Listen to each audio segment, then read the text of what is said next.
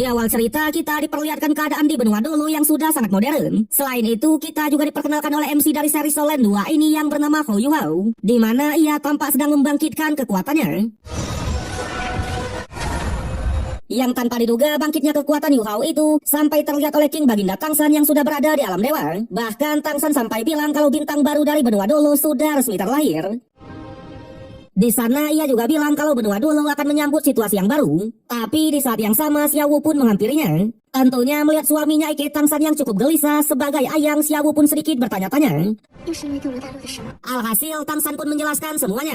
Yang ternyata satu hari di alam dewa ini sama dengan 1 tahun di dunia nyata. Dijelaskan waktu itu sebenarnya Tangsan ingin tinggal lebih lama di benua dulu. Tapi karena pertaruhan antara dewa kebaikan dan dewa kejahatan, ia pun terpaksa kembali ke alam dewa untuk memimpin situasinya. Namun tak disangka setelah berada di alam dewa selama 20 tahun, ternyata untuk di dunia nyata puluhan ribu tahun sudah berlalu. Bahkan kondisi saat ini di benua dulu, sekte Tang ternyata sudah musnah. Di sana Xiao Wu juga cukuplah kesal dengan dewa kebaikan dan dewa kejahatan yang memang sudah turun ke dunia nyata untuk bermain-main dengan alasan sebuah pertaruhan. Sontak hal itu menyebabkan perubahan sejak 4000 tahun yang lalu, bahkan sampai memperluas benua dulu. Dijelaskan setelah kembali ke alam dewa, meskipun Tangsan sekarang adalah pemimpin semua dewa, tapi ia tak bisa mengatur dunia nyata dan hanya bisa mengamati saja perubahan dari benua dulu selama puluhan ribu tahun ini.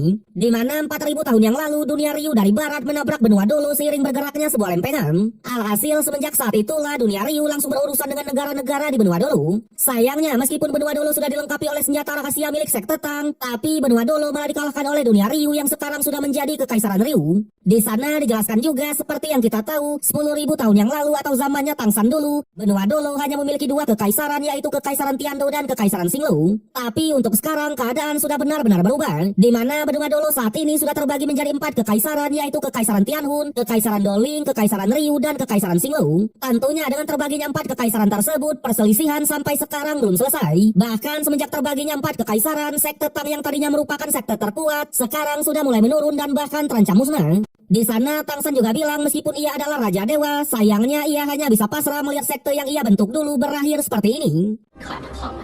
Sontak Xiao Wu yang mendengarnya mencoba menenangkan, karena memang dalam arti tertentu kemunduran dari sekte Tang ini juga merupakan kemajuan zaman yang pesat.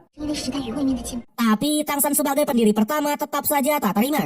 Untungnya baru-baru ini ia merasakan lahirnya para bintang baru di benua dulu. Terlebih lagi para bintang baru ini juga berkaitan erat dengan sekte Tangnya. Namun sayangnya ketika ia mencoba melihat nasibnya, sekelas raja dewa aja tak mampu sama sekali, karena katanya nasibnya terlalu misterius. Di saat yang sama kita juga diperlihatkan oleh seorang gadis cantik yang sudah jelas adalah anak dari Tangsan dan Xiao Wu, di mana mendengar ayah dan ibunya yang selalu membicarakan benua dulu, ia malah sangat tertarik dan bahkan ingin pergi ke sana ya lur ya. Waduh.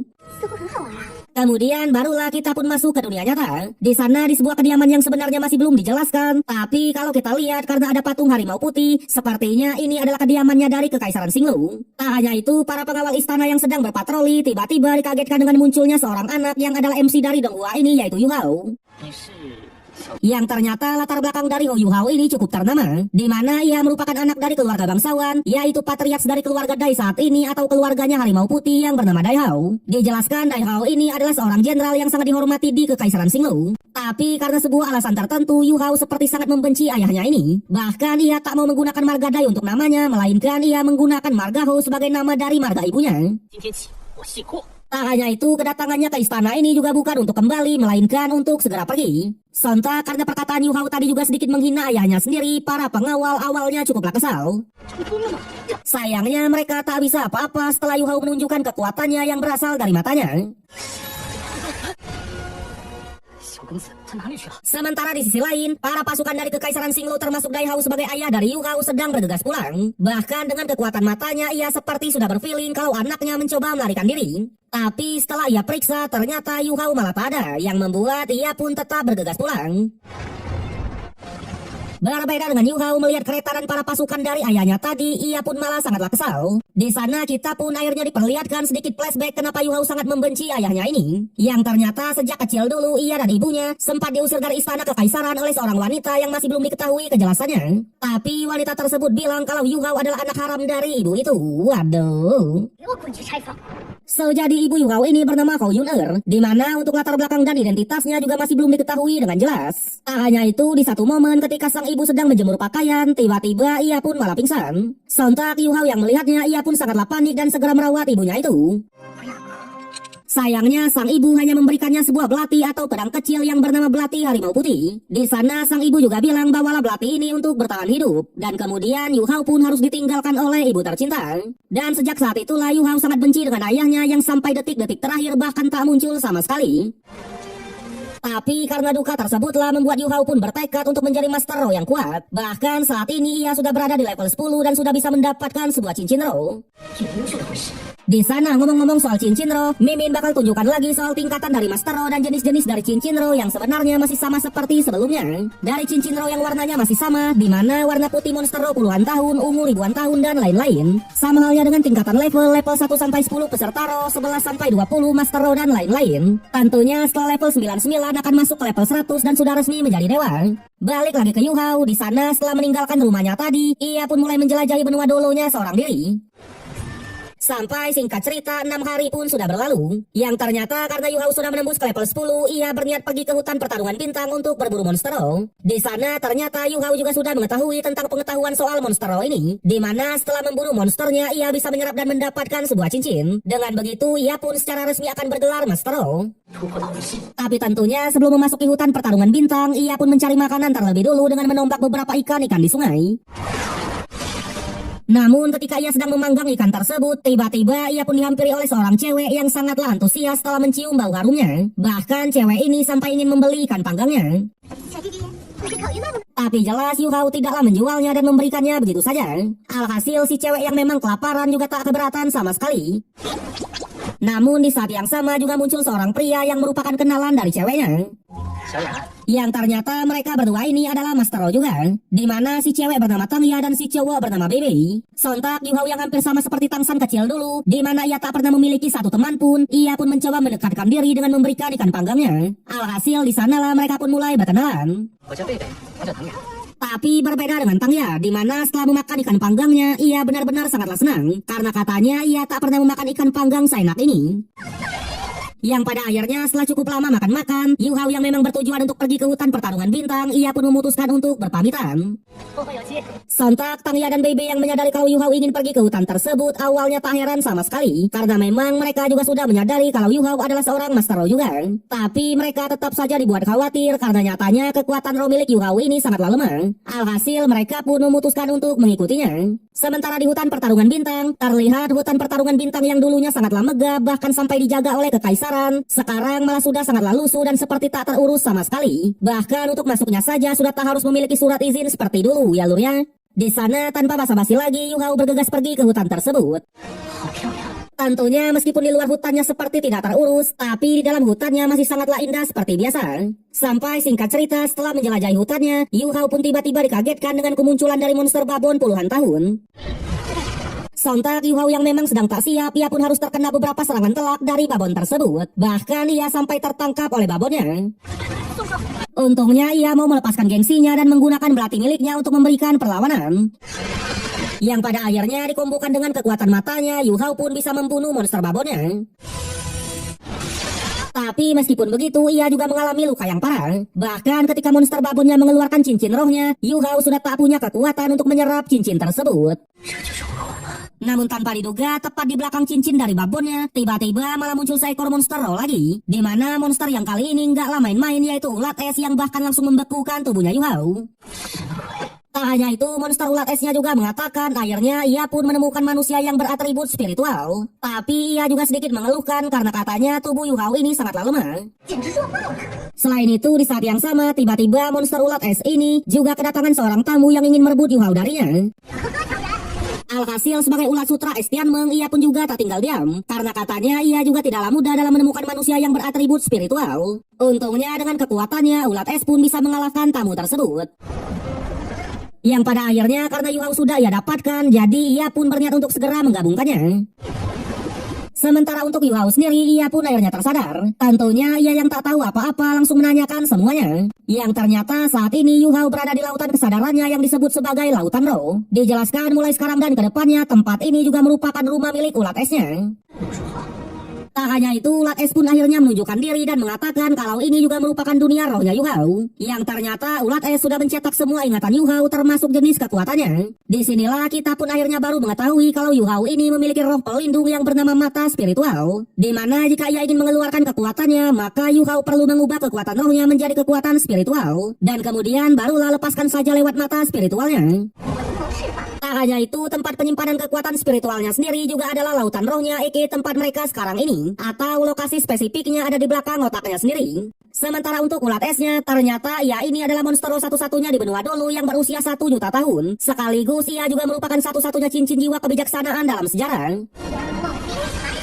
Tentunya monster ulatnya sendiri langsung menyuruh Yu Hao untuk memanggilnya sebagai kakak Tianmeng. Sontak Yu Hao yang mendengarnya juga tak keberatan sama sekali. Tapi yang ia pertanyakan kenapa Tianmeng mau memilihnya. Terlebih lagi menurut aturan sendiri umur cincin roh pertama itu maksimal hanyalah 400 tahun. Yang ternyata Tianmeng memilih Yu Hao ini bukan karena ia mau melainkan karena terpaksa ya lur ya. Waduh. Dimana ia bilang jika ia tidak memilihnya ia pasti akan meninggoy. Tentu untuk penjelasannya akan ia ceritakan nanti.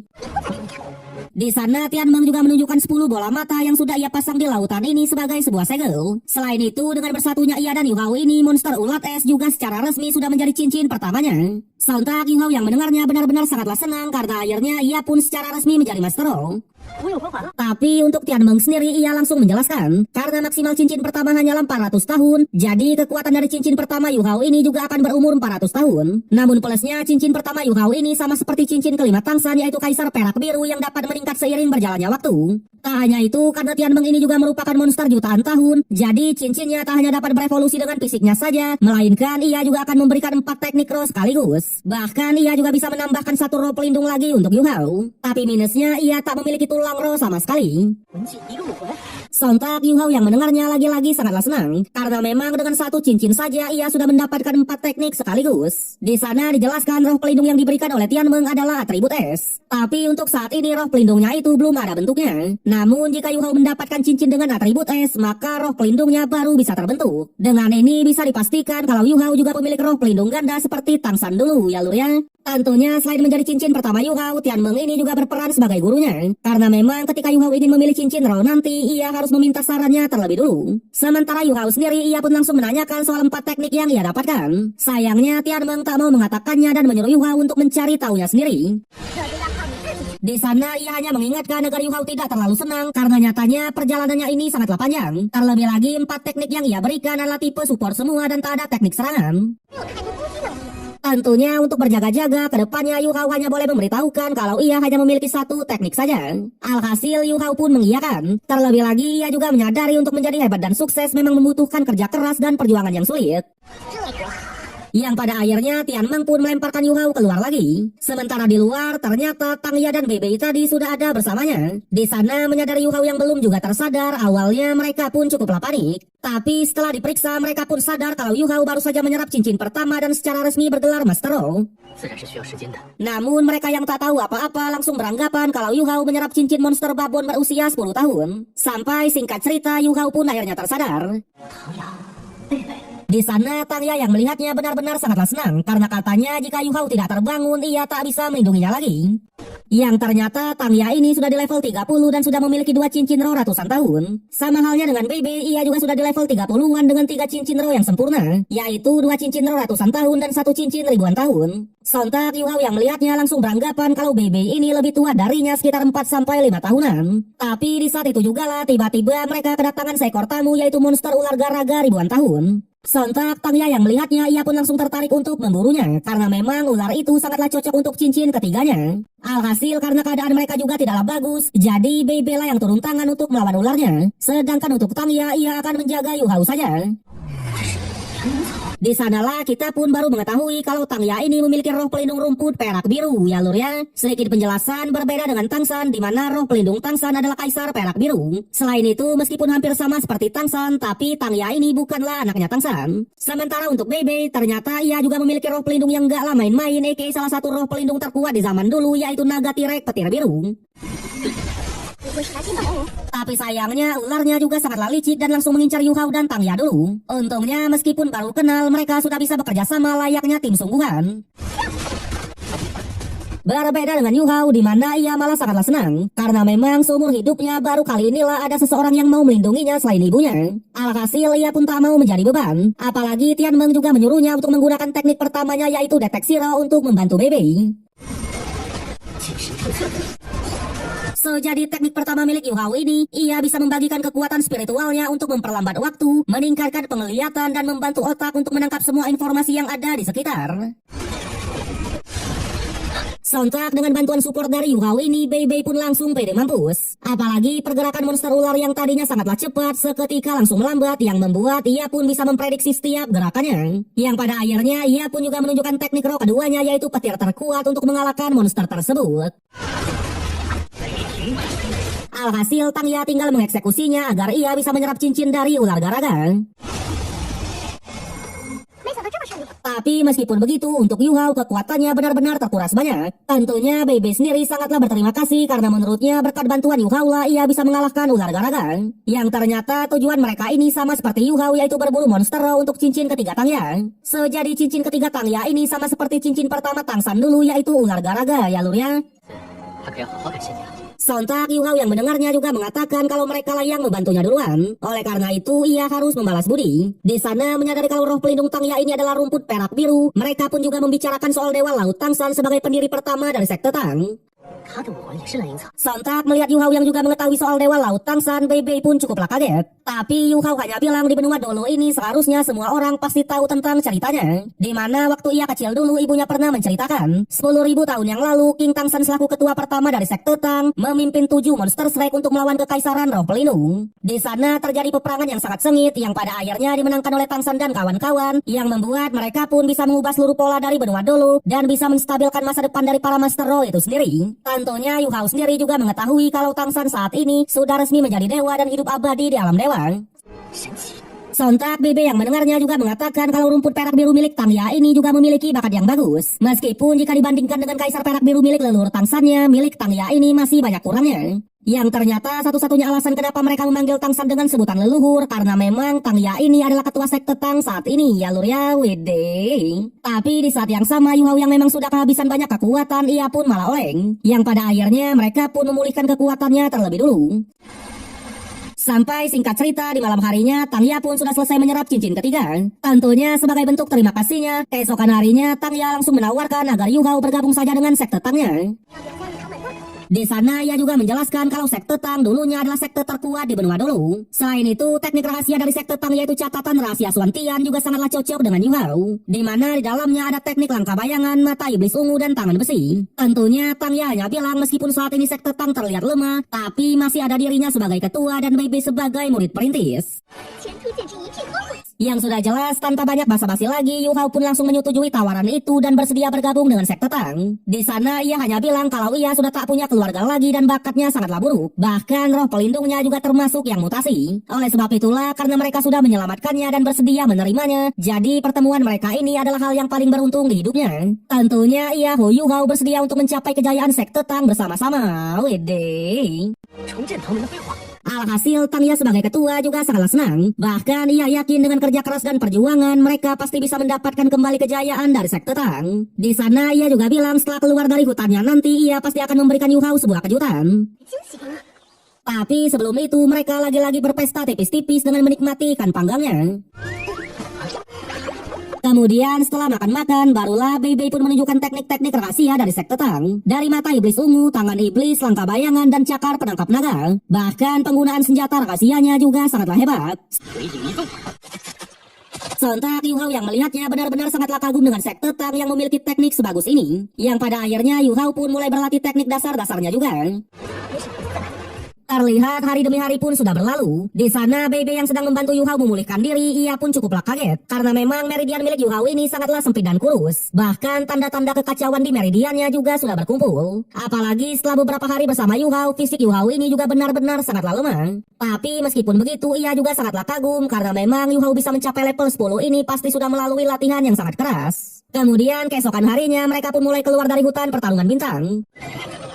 Yang ternyata mereka pergi ke sebuah kota yang bernama Kota Shrek. Dijelaskan Akademi Shrek dulu atau tempat sekolahnya Tangsan dan kawan-kawan sekarang sudah menjadi akademi nomor 1 di benua dulu dan sudah berada di Kota Shrek. Tentunya mereka berniat untuk mendaftar ke sana karena memang di sana hanyalah para elit di antara pasukan elit lah yang bisa diterima. Bahkan Akademi Shrek ini terkenal sebagai tempat kelahiran Master Roh yang hebat. Widih.